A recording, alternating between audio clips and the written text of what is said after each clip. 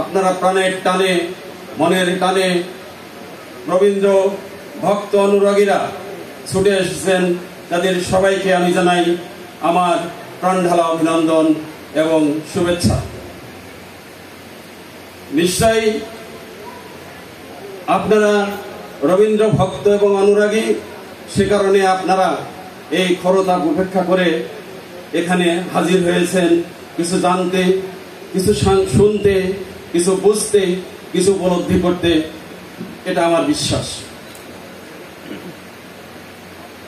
আমরা জানি কবি রবীন্দ্রনাথ ঠাকুরের যে সৃষ্টি, যে সাহিত্যকর্ম, যে গল্প, গান, কবিতা রচনা করেছেন, তার সৃষ্টির শ্রেষ্ঠ অংশই রচিত হয়েছে আমাদের এই শিলাইদহের কুঠিবাড়িতে।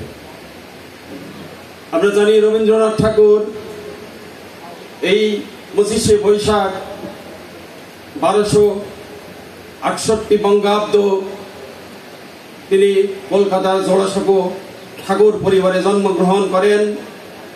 জন্মগ্রহণের পর মূলত 1808 সালে রামচরণ ঠাকুরের উইল সূত্রে কবি রবীন্দ্রনাথ ঠাকুরের পিতামহ দ্বারকানাথ ঠাকুর তিনি অঞ্চলের জমিদারি উত্তরাধিকার সূত্রে পান।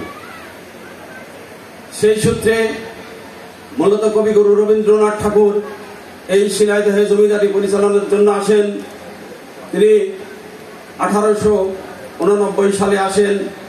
এরপরে তিনি 1891 থেকে 1901 সাল পর্যন্ত এই কুঠিবাড়িতে বসে জমিদারি দেখাশোনা করেছেন।